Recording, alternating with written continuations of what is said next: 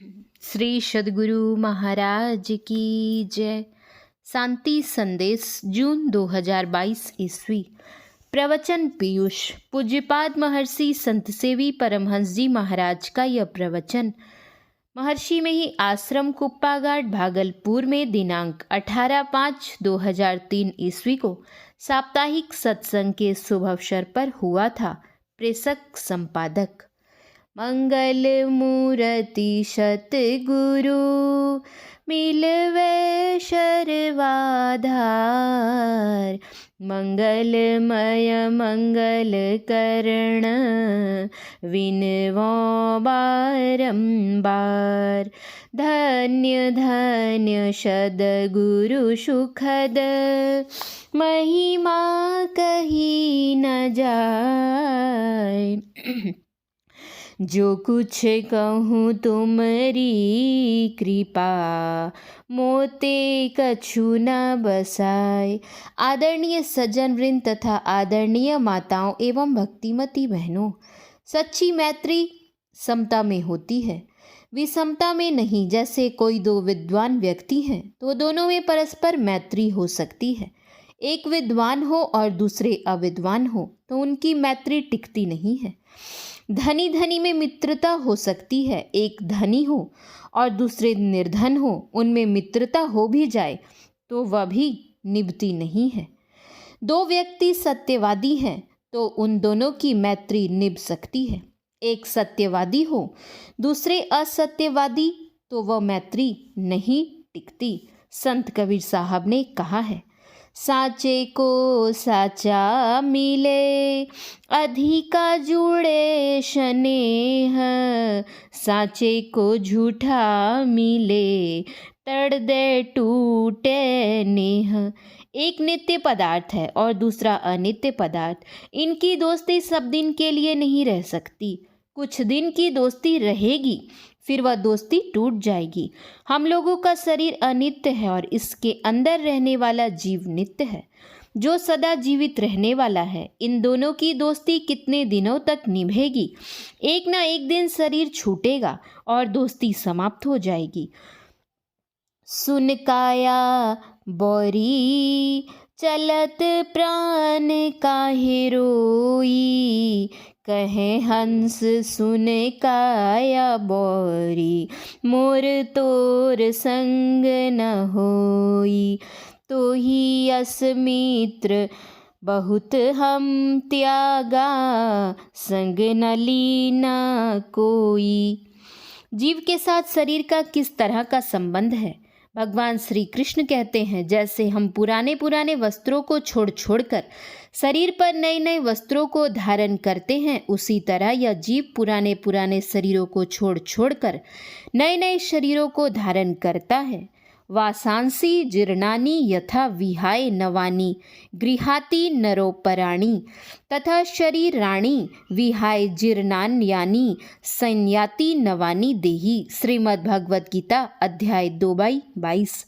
इस जीव के संबंध में गोस्वामी तुलसीदास जी ने बतलाया है, ईश्वर अंश जीव अविनाशी, चेतन अमल सहज सुख राशि। जीव नित्य है और शरीर अनित्य है।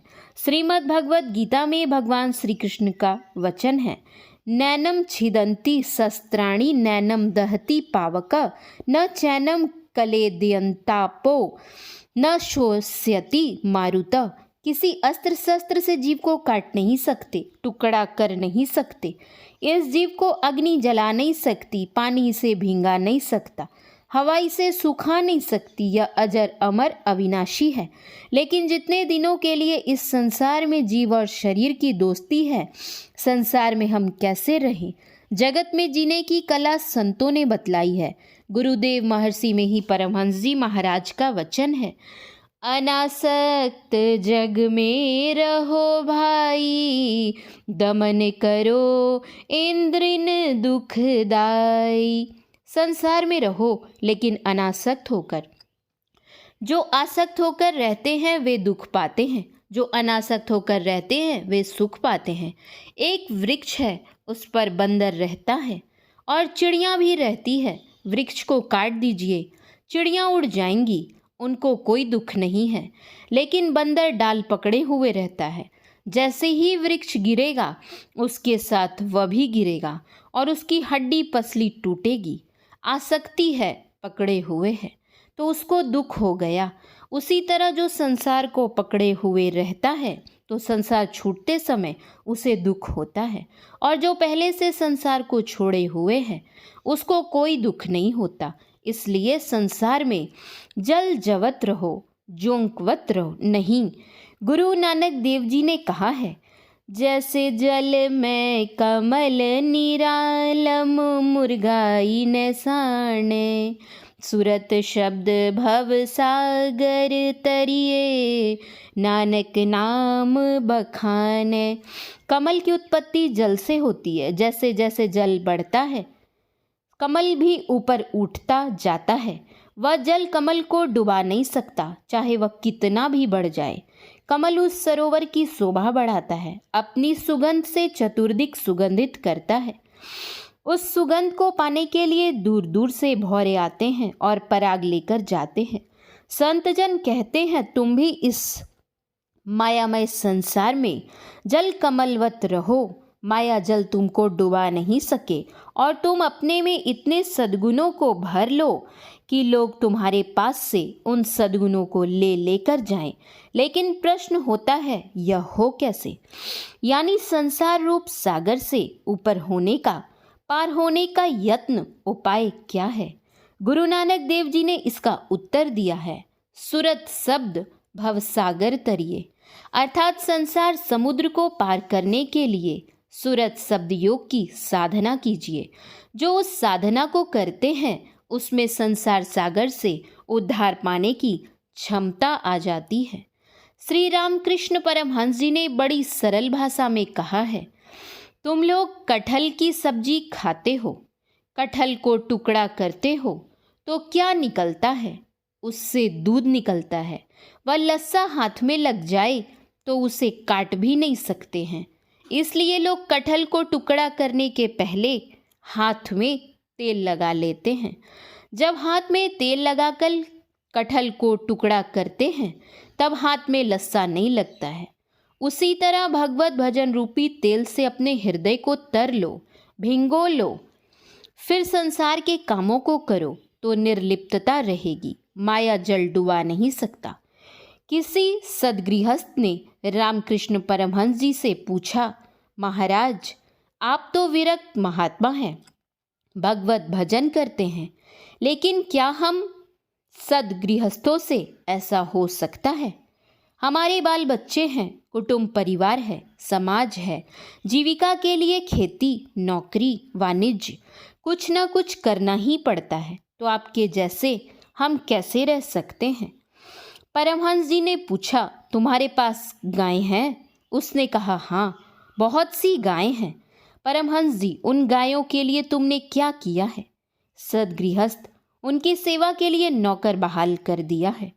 परमहंस जी, नौकर क्या क्या करता है? सदगृहस्थ, नौकर गाय को खिलाता है, समय पर पानी पिलाता है, समय पर नहलाता है, समय पर घर से बाहर करता है, जाड़े के समय में धूप में ले आता है और गर्मी में छाया में ले जाता है। मूत्र गोबर जितना होता है सब साफ सुथरा करता है। यानी गाय की जितनी भी परिचर्याएं होनी चाहिए सारी परिचर्याएं करता है। परमहंस जी, अगर कोई गाय बियाती है तो नौकर क्या कहता है? सदगृहस्थ, नौकर कहता है कि मालिक की गाय बियाई है। परमहंस जी, यदि कोई बछड़ा मर जाए तो क्या कहता है? सदगृहस्थ कहता है कि मालिक का बछड़ा मर गया।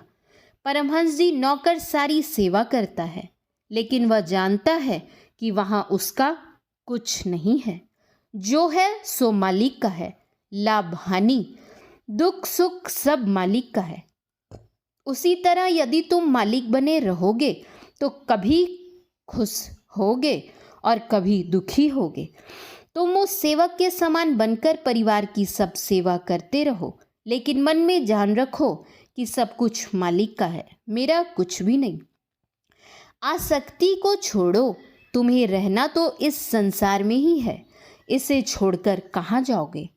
जहाँ कहीं जाओगे संसार ही मिलेगा। स्वामी विवेकानंद जी किसी समय लंबा कुर्ता पहने थे।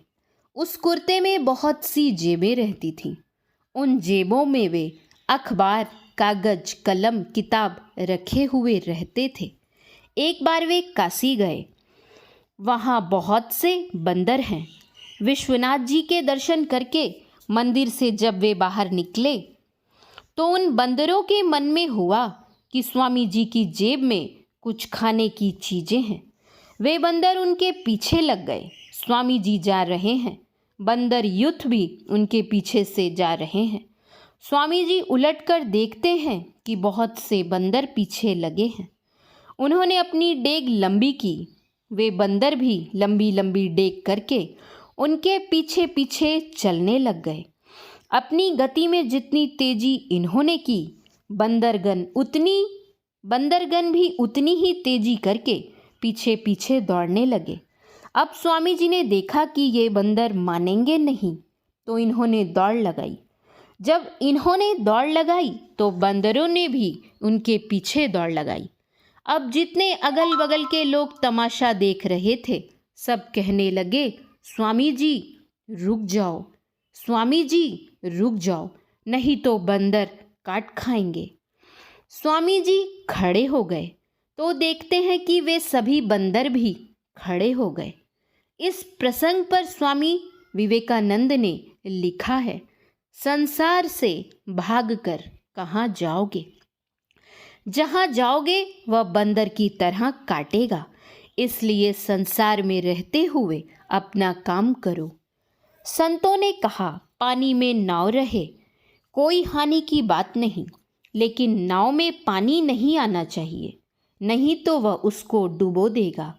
उसी तरह भक्त संसार में रहे, कोई हानि की बात नहीं है, लेकिन भक्त में संसारिकता नहीं आनी चाहिए, अन्यथा वह संसारिकता उसको डुबो देगी।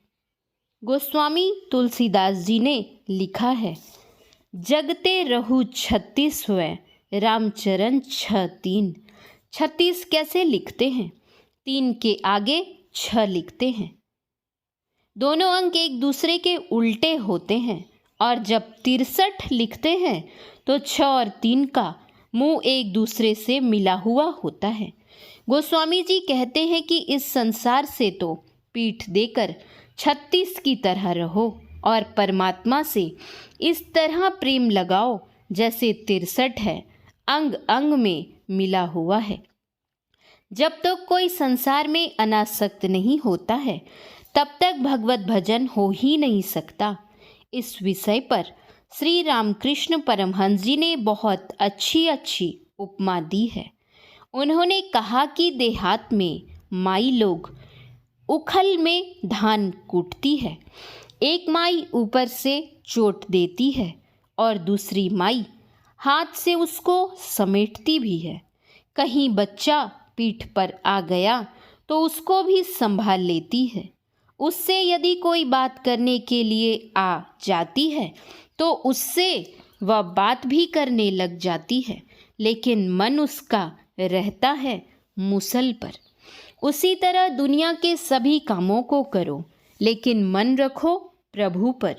गोस्वामी तुलसीदास जी ने लिखा है, करते कर्म करो विधि नाना, सुरत राख जहाँ कृपा निधाना। इस संबंध में संत पलटू साहब ने बड़ी अच्छी उपमा दी है। कमठ दृष्ट जो लावई, सोध्यानी परमान, सोध्यानी परमान, सुरत से अंडा से वे, आप रहे जल माही, सूखे में अंडा देवे। जस पनिहारी कलश भरे, मार्ग में आवे, कर छोड़े मुख वचन चित्त कलसा में लावे।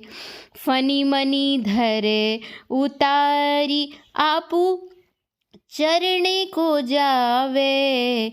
वह गाफिल ना पड़े सुरती मनी माही रहावे।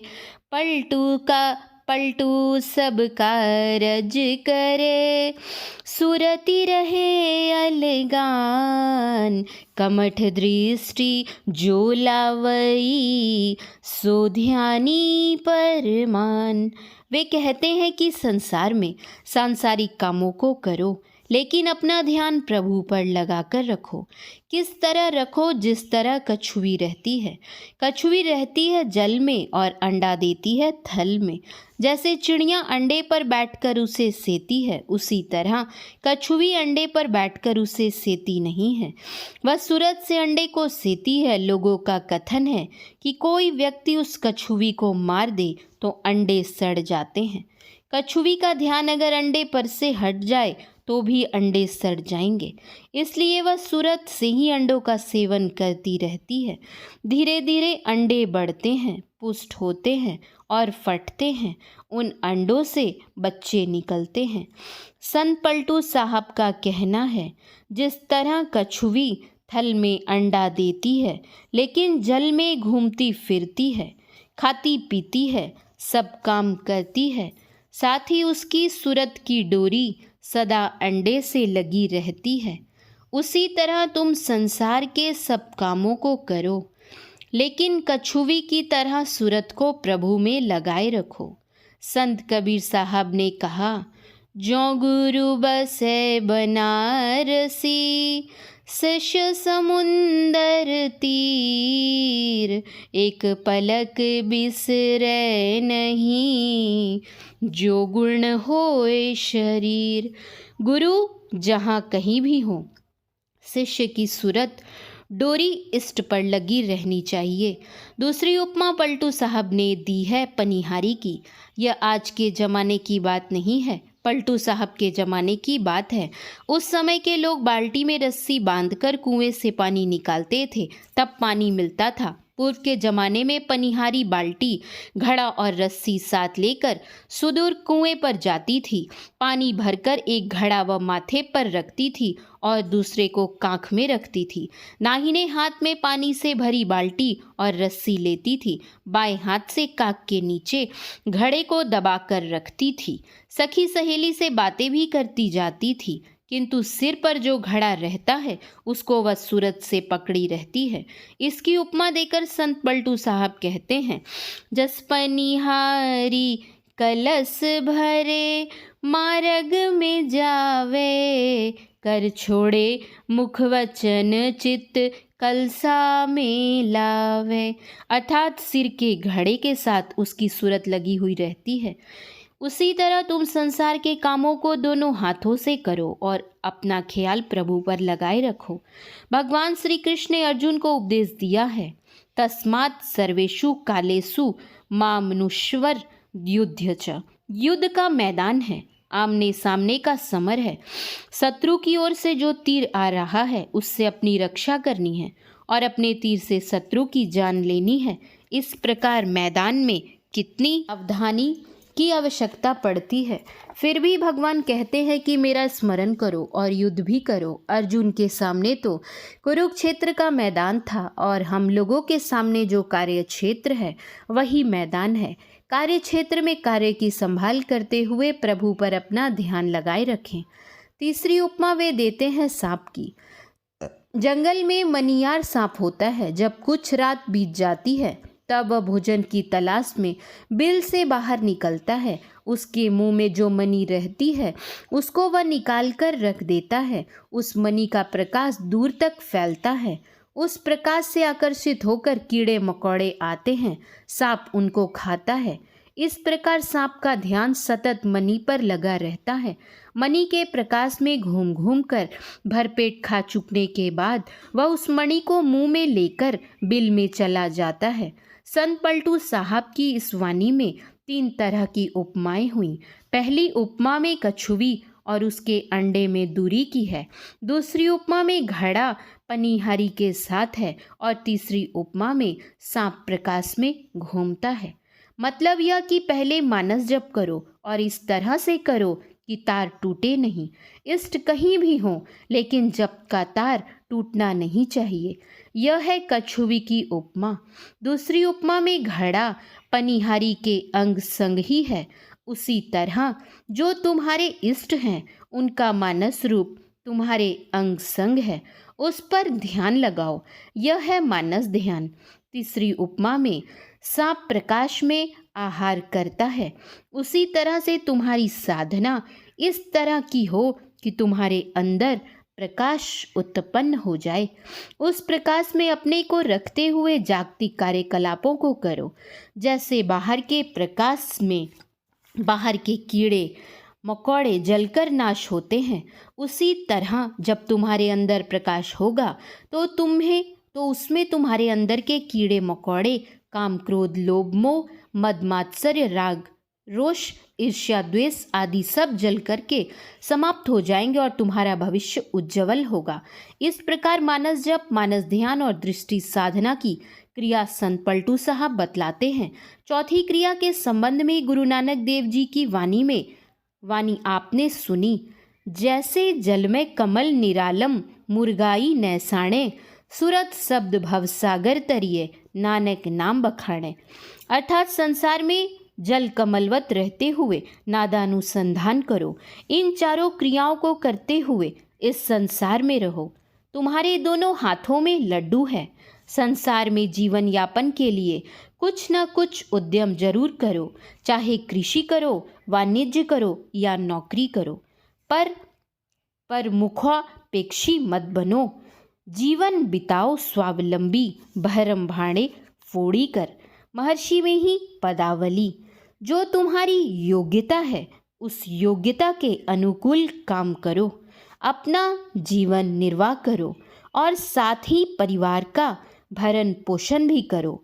योग्यता अनुकूल समाज की सेवा करो, देश की सेवा करो, विश्व की सेवा करो। यह जगत में जीने की कला है। संत कबीर साहब कहते हैं, सुकीरत करी ले नाम सुमीर ले, को जाने कल की जगत में खबर नहीं पल की।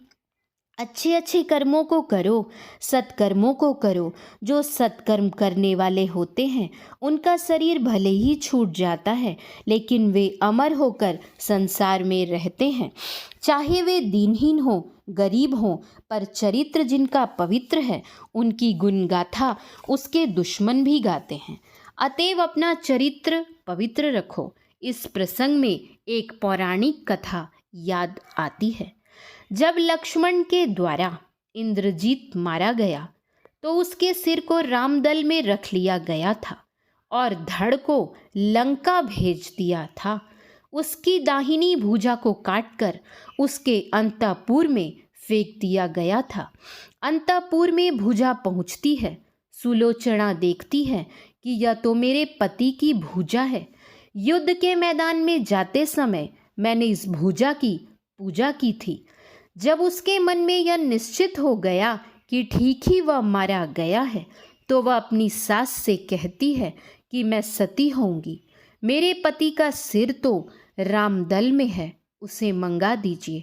इस पर रावण कहने लगा, मैं दुश्मनों को नहीं छोड़ूंगा। अभी जाता हूँ और राम लक्ष्मण दोनों को बांधकर तुम्हारे सामने लाता हूँ। दोनों की जीवन लीला यहीं समाप्त कर दूंगा। रावण की लंबी चौड़ी बातों को सुनकर सुलोचना ने अपनी सास से कहा, ससुर साहब तो बहुत कुछ कह रहे हैं, लेकिन उनको कौन मार सकता है? इतने दिनों से युद्ध हो रहा है, कितने असुर मारे गए। आज भी राम लक्ष्मण को मारने की तैयारी ही हो रही है। मेरे पति का सिर कैसे आएगा? आप उसकी व्यवस्था कर दीजिए। मंदोदरी ने कहा, जाओ बेटी, तुम स्वयं रामदल में जाकर पति का सिर ले आओ। भगवान राम भगवान हैं, कृपालु हैं, तुमको देखकर तुम्हारे पति का सिर वे दे देंगे। रावण दल के सब लोग मंदोदरी से कहने लगे कि आपका माथा तो कहीं खराब नहीं हो गया है? जिस राम की पत्नी का हरण कर आपके पति लाए हैं, युवती पतोहू को उसी दुश्मन के धल में भेज रही हैं। क्या यह वहां से पवित्र सुरक्षित लौट सकेगी? मंदोदरी ने उत्तर दिया, मेरा माथा खराब नहीं है, माथा खराब तुम लोगों का है। पर नारी का हरण करना राक्षसों का काम है, देवादि देव राम का नहीं। भगवान श्री राम एक पत्नी व्रतधारी हैं। लक्ष्मण जी 14 वर्षों से अपनी पत्नी से अलग रहकर ब्रह्मचर्य व्रत का पालन कर रहे हैं। हनुमान जी जैसे बाल ब्रह्मचारी उस दल में हैं। इनके अतिरिक्त इनके ससुर भगवत भक्त विभीषण वहाँ हैं। फिर संशय और भय कैसा? फिर अपनी पुत्र वधू सुनैना से वह कहती है, जाओ बेटी, भगवान श्री राम से मांगकर अपने पति का सिर ले आओ। सुलोचना जाती है और श्री राम को प्रणाम कर अपने पति के सिर को मांग कर ले आती है। कहने का तात्पर्य यह कि दुश्मन है फिर भी चरित्रवान की प्रशंसा करती है। पवित्र चरित्र का यशगान सब कोई करते हैं, इसलिए चरित्र पवित्र रखो। जब तक पवित्र चरित्र नहीं होगा, आध्यात्मिकता में एक बाल के बराबर भी आगे नहीं बढ़ सकोगे। दुनियादारी में कमाने के लिए तो हम झूठ साच बोलकर धन संग्रह कर सकते हैं, लेकिन जो आत्मधन है वह परमात्म धन है। उसको सच्चाई और पवित्रता के बिना प्राप्त करना असंभव है। इसलिए संतों ने सदाचार पालन पर जोर दिया। सदाचार पालन करने के लिए झूठ, चोरी, नशा, हिंसा और व्यभिचार, इनसे बचना चाहिए। साधना के अंतर्गत मानस जप, मानस ध्यान, दृष्टि योग और नादानुसंधान, ये 4 क्रियाएं हैं। अपनी योग्यता के अनुकूल इन क्रियाओं को करो और शुभ कर्मों को करो। अशुभ कर्मों से अपने को बचाए रखो। इस तरह तुम्हारा लोक परलोक कल्याणमय होगा। श्री सद्गुरु महाराज की जय। श्री सद्गुरु महाराज की जय। श्री सद्गुरु महाराज की जय।